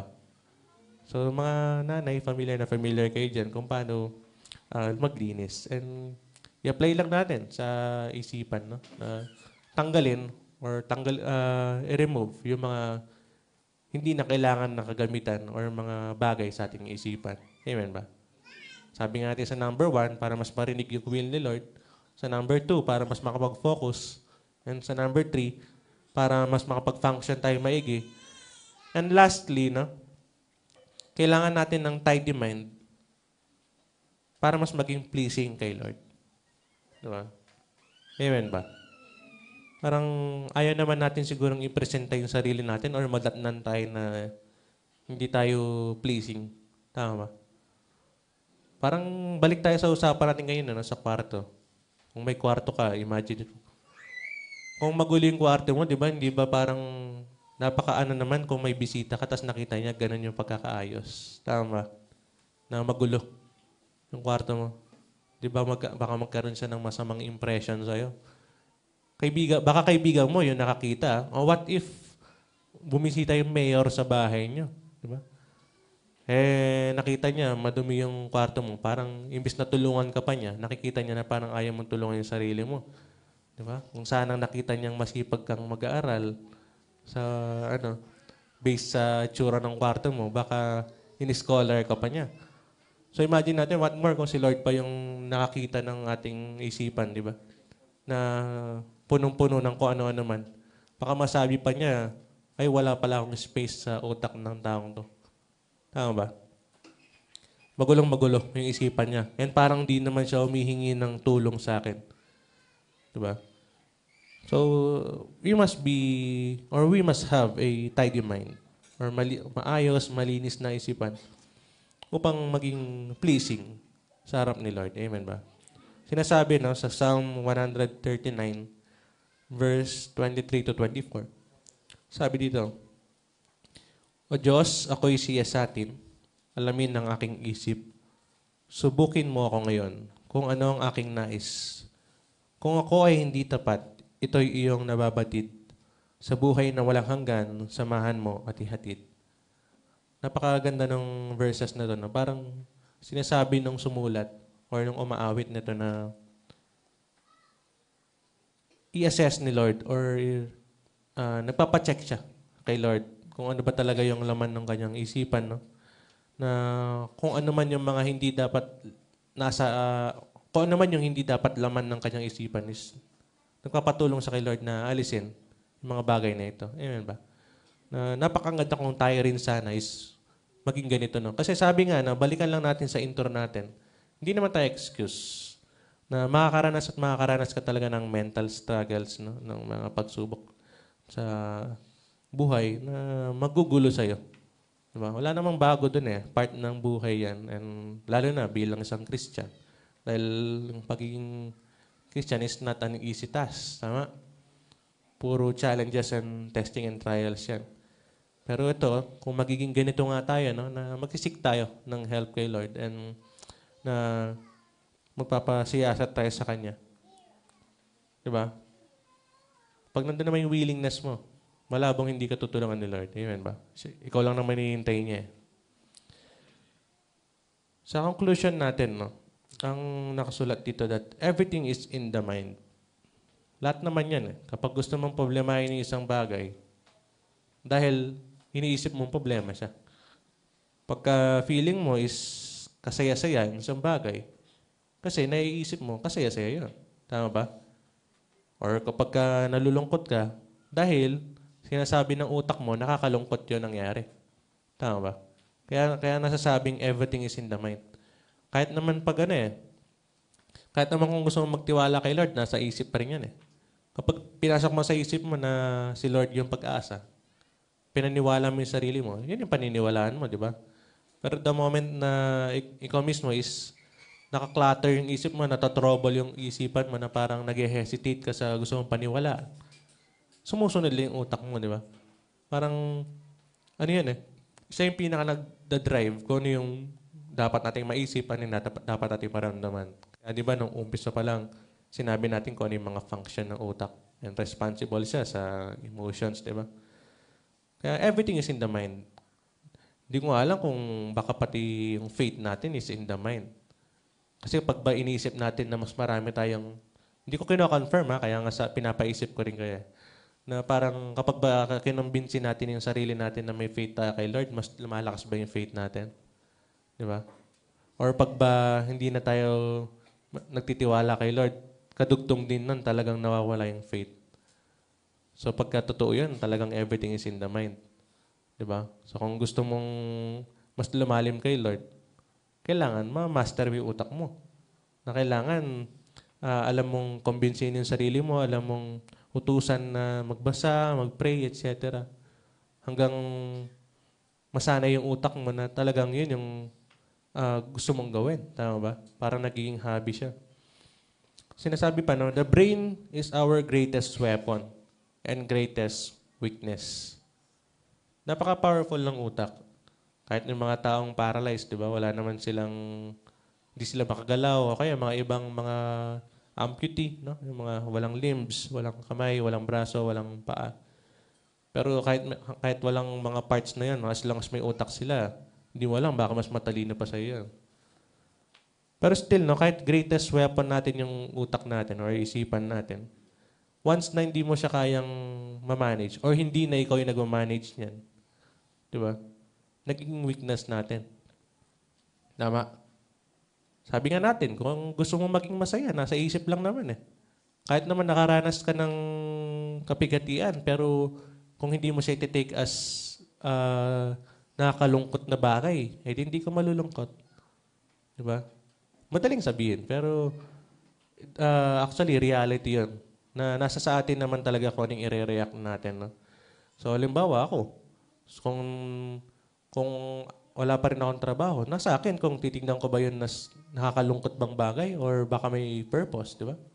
Nasa sa atin lang kung paano natin titignan eh. Titignan mo pa ganun, pa ganyan, di ba?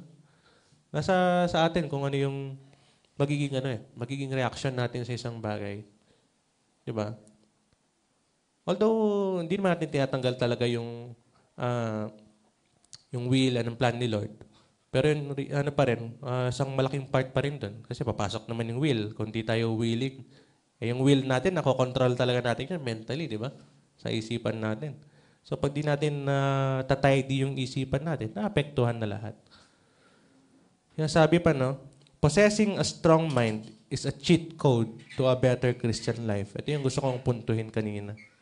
Ulitin ko, no? Possessing a strong mind is a cheat code to a better Christian life. Ginamit ko yung term na cheat code, parang daya. Di ba? Pangit siyang pakinggan, pero kung titignan mo na, parang, no? Parang pag master ko yung utak ko, mas madadalian ako maging Christian.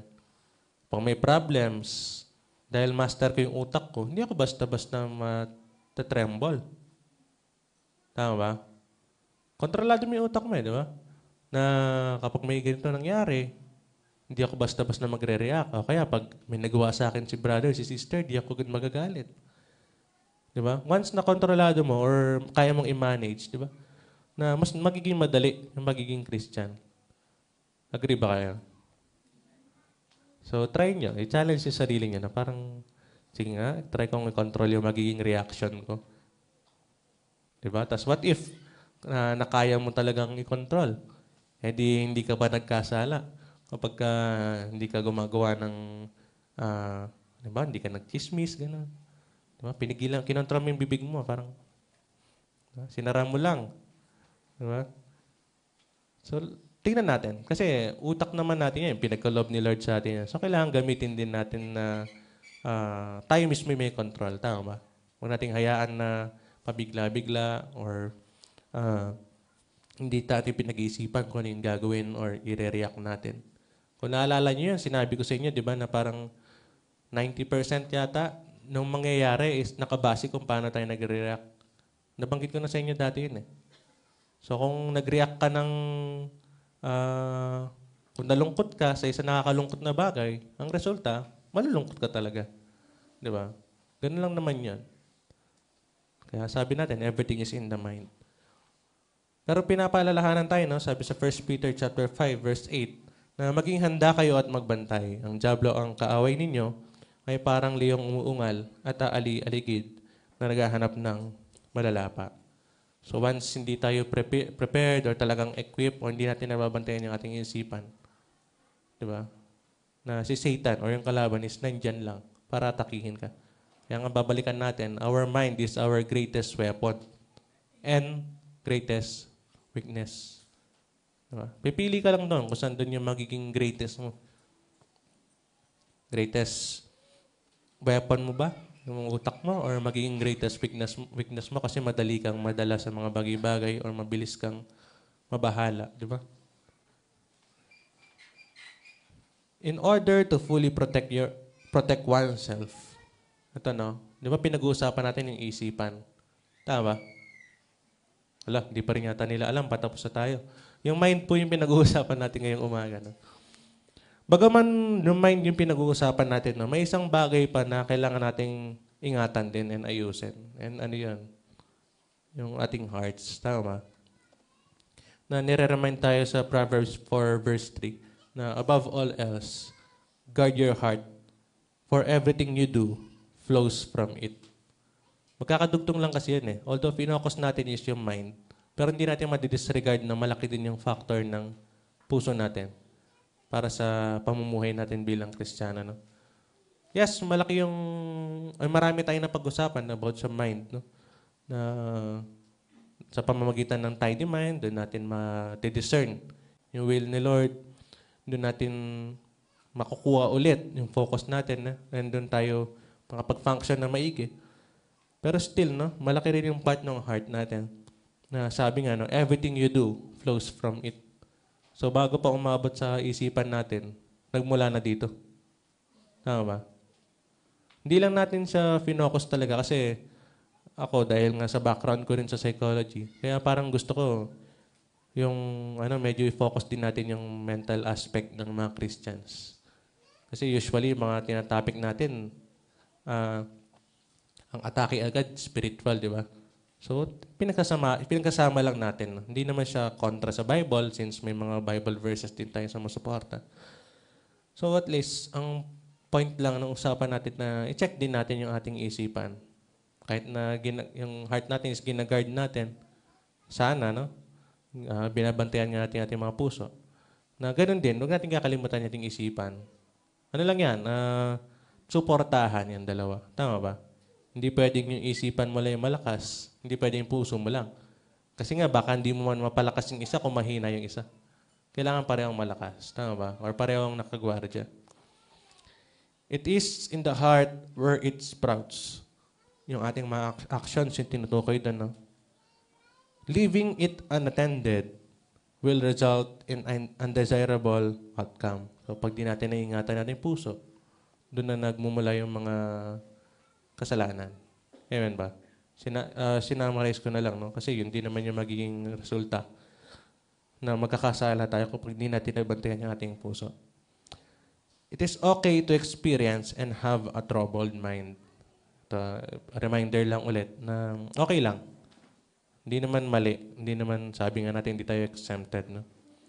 We, Christians, are not exempted as we also encounter trials and testing. Lagi yan, sinasabi natin. Part ng buhay, sabi nga, na may mga pagsubok tayo na dinadanas. However, we must always strive to remind ourselves of our faith. That is Jesus who gives us peace. Amen. I-remind mo yung sarili mo, kahit na nagkakaroon ng struggles, ng trouble in mind, na sino ba yung Diyos mo? Tama ba? Diyos mo ba is mahina? Diba? Ang Diyos mo ba is yung hindi kaya magbigay ng maayos na isipan? Tama? Hindi, di ba? God is a God of order. That's how we should live. Kung yung master mo is God of order, kailangan ganun din tayo. May order din sa ating pamumuhay. Live with a tidy and clear mind. Amen ba? In doing so, we'll be able to hear God. So sabi nung number 1 natin, no, mas ma-discern natin yung will ni Lord. We'll be able to hear God, focus on our goal, and yung goal natin is maliban sa kaligtasan, is yung may bahagi rin naman yung salita ng Diyos. Tama? Serve properly. Makapag-function tayong maigi kapag clear yung mind natin and stand pleasing to God. Diba? Kailangan maging presentable tayo sa harapan ni Lord. Diba? Hindi lang naman, karugtong na ng pagtanggap natin kay Jesus, kailangan din naman i-maintain natin yung image ng pagiging presentableng Christian. Tama ba? Parang, tayong representative ni Lord sa lupa. Tama? So, masasabi mo bang anak ka ni Lord kung hindi mo ma-tidy yung isipan mo? Although sabi nga natin no, na hindi naman tayo exempted, pero still, kailangan ayusin din natin ulit. Normal lang naman na dudumihan yung mga bagay-bagay, di ba? Kahit naman sa bahay natin, kakalinis mo lang, matudumihan. Pero kailangan, lilinisin mo ulit. Tama? So, yun lang po, no, yung salita ni Lord. And I wish or and I pray na mapag-isip-isip kayo, yan ang umikot sa inyong isipan kung malinis nga ba, organized ba yung aking isipan. And kung hindi, na sikapin na i-tidy yung ating isipan. And as well, yung i-guard yung ating puso. Amen ba? Yun lang po.